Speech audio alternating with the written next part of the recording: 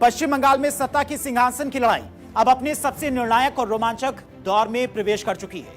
पहले चरण के मतदान ने लोकतंत्र की वो तस्वीर पेश की है जिसने सभी को हैरान कर दिया है। पुराने सारे रिकॉर्ड टूट चुके हैं। पोलिंग बूथों पर उमड़ी भारी भीड़ ने यह ऐलान कर दिया है कि बंगाल का मिजाज इस बार कुछ बड़ा करने वाला है, क्योंकि इस बार बम्पर वोटिंग हुई है। 93% मतदान हुआ है, जो कि बंगाल के इतिहास में अपने आप में एक बहुत बड़ी जीत भी है। बंगाल के महासंग्राम के पहले चरण में वोटिंग ने लोकतंत्र का वो रिकॉर्ड कायम किया है जिसकी कल्पना शायद ही किसी ने की थी। करीब 93% मतदान, और यह महज एक आंकड़ा नहीं है बल्कि बंगाल के मतदाताओं का वो जनादेश है जो ईवीएम में कैद हो चुका है। और इस बार का चुनाव इसलिए भी खास है क्योंकि यह एक स्पेशल इंटेंसिव रिवीजन यानी कि एसआईआर के बाद का पहला चुनाव है, जहां पर मतदाता सूची की शुद्धता पर चुनाव आयोग ने विशेष जोर दिया था। रिकॉर्ड तोड़ वोटिंग के तहत तूफान ने बीजेपी के रणनीतिकारों और दिग्गजों के चेहरे पर मुस्कान बिखेर दी है। क्यों मुस्कान बिखेर दी है वो भी आगे आपको समझाएंगे। राजनीतिक गलियारों में चर्चा तेज है कि जब भी मतदान का प्रतिशत इस कदर उछाल मारता है तो वो अक्सर किसी बड़े बदलाव की आहट होता है। बीजेपी खेमे में छाई ये खुशी इसी भरोसे का नतीजा है कि भारी संख्या में बूथ तक पहुंचे मतदाता नए बंगाल की पटकथा लिख रहे हैं। प्रधानमंत्री नरेंद्र मोदी दूसरे चरण के लिए दमदार प्रचार करते नजर आ रहे, हुंकार भरते नजर आ रहे हैं और उन्होंने कहा कि इस बार बंगाल में परिवर्तन की लहर है। बंगाल में परिवर्तन की लहर है और इस बार बंगाल की जनता टीएमसी को, ममता दीदी को बंगाल से उखाड़ फेंकी। सुनिए क्या कुछ कहा प्रधानमंत्री मोदी। लंबे समय से बंगाल में परिवर्तन की जो लहर दिख रही थी, कल पहले चरण के मतदान ने उस पर मोहर लगा दी है। कल बीजेपी के पक्ष में जो समर्थन दिखा है उसने बीजेपी की विजय का शंखनाद कर दिया है। जिस बंगाल में टीएमसी ने अपनी तानाशाही से लोकतंत्र के मंदिर को खंडित कर दिया था, उस बंगाल में पहले चरण में जनता ने लोकतंत्र के मंदिर का पुनर्निर्माण कर दिया है। अब दूसरे चरण में आपको इस लोकतंत्र के मंदिर पर विजय ध्वज फहराना है। और पहले चरण के मतदान ने जो आंकड़े पेश किए हैं उसने बीजेपी के खेमे में भारी उत्साह देखने को मिल रहा है। कोलकाता में केंद्रीय गृह मंत्री अमित शाह मीडिया से मुखातिब हुए। इस दौरान उन्होंने पहले चरण को लेकर जो बातें कही हैं उसने विरोधियों की नींद उड़ा दी है। अमित शाह ने साफ शब्दों में कहा कि टीएमसी जा रही है और बीजेपी आ रही है। सुनिए। भारतीय जनता पार्टी बंगाल की टीम ने एक असेसमेंट करा है, जो पोलिंग हुई है ऐसा इसका, और मैं स्पष्ट रूप से आपको बताना चाहता हूं 152 सीटों में से 110 से ज्यादा सीटें भारतीय जनता पार्टी जीतने जा रही है। इसका मतलब है कि दूसरे चुनाव चरण को मिलाकर हम प्रचंड बहुमत के साथ बंगाल में शुद्ध रूप से भारतीय जनता पार्टी की सरकार बनाने वाले हैं। मित्रों, एक बंगाल की मुख्यमंत्री जी अफवाह फैला रही हैं कि बंगाल में अगर भाजपा का शासन आया तो बाहरी लोग शासन करेंगे। मैं दीदी को बताना चाहता हूं, दीदी बंगाल का अगला मुख्यमंत्री बंगाल में ही जन्म लेने वाला, बंगाली मीडियम में पढ़ा लिखा और बंगाली बोलने वाला होगा। इतना ही है कि आपका भतीजा नहीं होगा, वो भारतीय जनता पार्टी का कार्यकर्ता होगा। और पहले चरण में हुए करीब 93% मतदान ने पूरे देश को अचंभित कर दिया है। बंगाल जैसे विशाल और राजनीतिक रूप से जागरूक राज्य में इस स्तर की वोटिंग कोई छोटी घटना नहीं है। यह इस बात की तस्दीक है कि भारत की लोकतांत्रिक जड़ें कितनी गहरी और मजबूत हैं। शुद्ध मतदाता सूची और निष्पक्ष प्रक्रिया के बाद जब जनता इतनी भारी संख्या में अपने घरों से निकली तो उसने साफ संदेश दे दिया कि बंगाल का नागरिक अपने भविष्य के प्रति कितना सजग है। आंकड़ों के जरिए बताते हैं कि 2021 के चुनाव की तुलना में कितना ज्यादा इस बार मतदान हुआ है, वोटिंग हुई है, तो आपको आंकड़ों के जरिए समझाते हैं।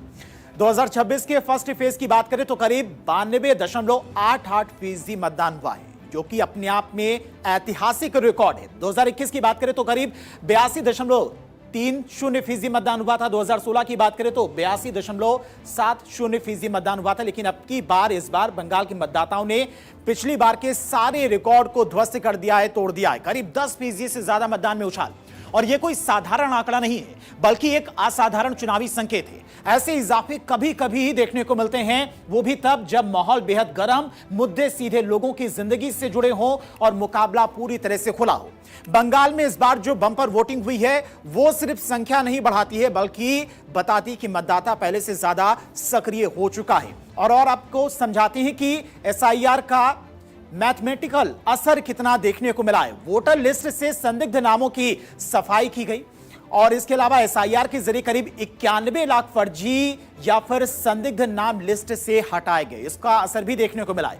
कुल मतदाताओं के करीब 12% नाम लिस्ट से हटे हैं और इसी को लेकर कहीं ना कहीं लोगों के मन में डर भी था, जिसकी बाद लोगों ने मतदान किया। संदिग्ध नाम हटने से असली मतदाता अधिक संख्या में अपने घरों से निकले। जो मतदान नहीं करते थे वो भी मतदान करने के लिए पहुंचे।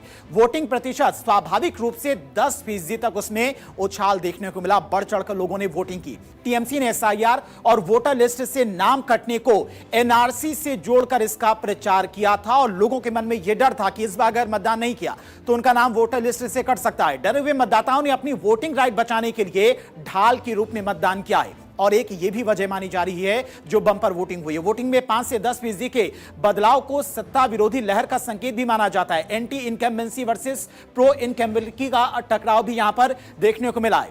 बीजेपी भी इसे एंटी इनकम्बेंसी के रूप में देख रही है। 15 साल से चूंकि टीएमसी सत्ता में है, पहले चरण में महिला वोटर काफी संख्या में मतदान केंद्रों पर दिखी और बम्पर मतदान करती नजर आई। टीएमसी का दावा, महिला लाभार्थियों ने सरकार के पक्ष में वोटिंग की है।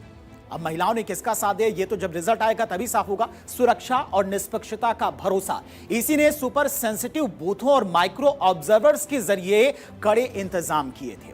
आम लोग भय त्याग कर मतदान करने के लिए अपने घर से बाहर निकले। बम्पर वोटिंग जो हुई है इसके पीछे एक ये भी वजह है। 10% की बढ़ोतरी इसी भय मुक्त वातावरण का नतीजा भी माना जा रहा है और लोगों ने भयमुक्त होकर इस बार मतदान केंद्रों पर पहुंचे और वोटिंग करते नजर आए। पहले चरण की वोटिंग से उत्साहित आज प्रधानमंत्री मोदी और अमित शाह कई रैलियां और रोड शो करते नजर आए। प्रधानमंत्री मोदी दमदम में रैली और रोड शो उन्होंने की। इसके बाद जाधवपुर में जाकर हुंकार भरी। पीएम मोदी ने टीएमसी पर तीखा हमला बोलते हुए कहा है कि आपका तप बेकार नहीं जाएगा। जिस तरह से आपने मेहनत की है और मतदान किया है तो आपका तप, आपकी मेहनत बेकार नहीं जाने दी जाएगी। मैं आप सबकी क्षमा चाहता हूं कि हम पूरी व्यवस्था नहीं कर पाए और उसके कारण आपको इतनी भयंकर गर्मी में, भरी दोपहरी में तपना पड़ रहा है। लेकिन मैं आपको विश्वास दिलाता हूं, आप जो धूप में तप कर रहे हैं ना, मैं आपका तप बेकार नहीं जाने दूंगा। ब्याज समेत लौटाऊंगा। आपके इस प्यार को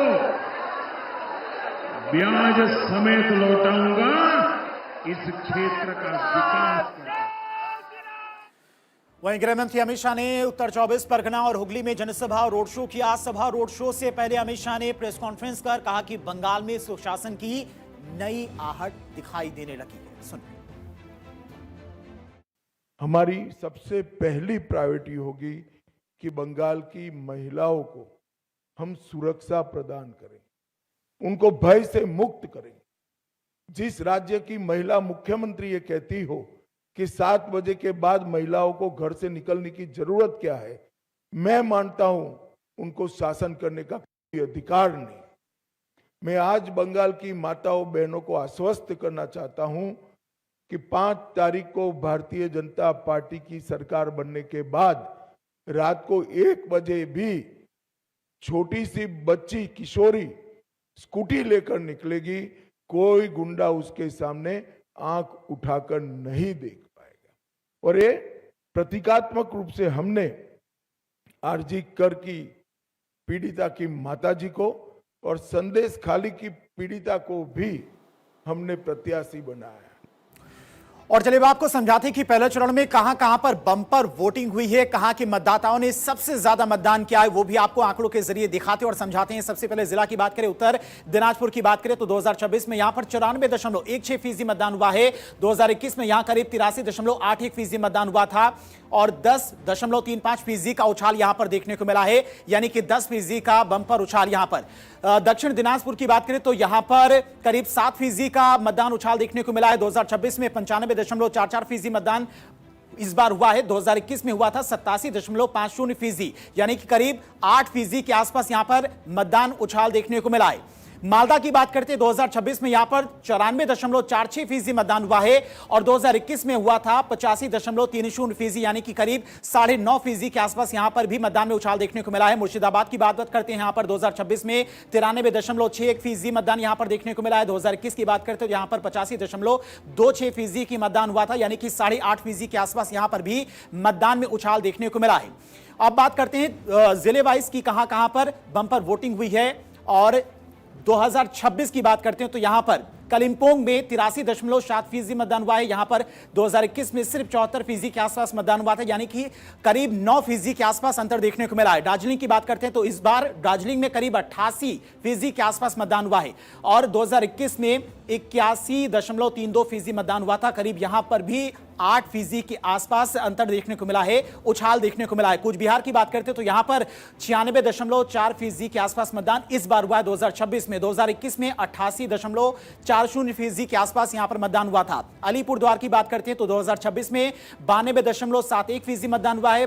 2021 में 85.62% के आसपास मतदान हुआ है। यहां पर करीब 7% का अंतर देखने को मिला है। जलपाईगुड़ी में 6% के आसपास अंतर देखने को मिला है, उछाल देखने को मिला है। झारग्राम की बात करते हो यहां पर 5% के आसपास भारी अंतर देखने को मिला है, उछाल देखने को मिला है। और आजादी के बाद में रिकॉर्ड तोड़ वोटिंग हुई है। साल 2021 की बात करते तो करीब 82.3% के आसपास यहां पर मतदान हुआ था। 2001 की बात करते तो 75%, 1996 में 82%, 1991 में 76% के आसपास मतदान हुआ था। लेकिन इस बार जो मतदान हुआ है वो रिकॉर्ड तोड़ मतदान हुआ है। करीब 93% मतदान हुआ है, जो अपने आप में पश्चिम बंगाल के लिए ऐतिहासिक रिकॉर्ड रहा है। 1969 की बात करते हैं तो करीब 66% के आसपास, 67 की बात करते हैं तो 66.5% के आसपास, 1962 की बात करते हैं तो करीब 55.55% के आसपास, 1957 की बात करते हैं तो यहां पर 47% के आसपास मतदान हुआ था। 1951 की बात करते हैं तो 43.12% के आसपास मतदान हुआ था। लेकिन इस बार करीब 93% मतदान हुआ है, जो कि पश्चिम बंगाल के इतिहास में आज तक इतना मतदान नहीं हुआ है। यानी कि अपने आप में पश्चिम बंगाल के मतदाताओं ने एक बड़ा रिकॉर्ड बना दिया है इस बार मतदान का, जो अब टूटने वाला इतनी आसानी से नहीं है। लेकिन इस बम्पर मतदान का फायदा किसे होता है, ये तो 4 मई को ही साफ हो पाएगा।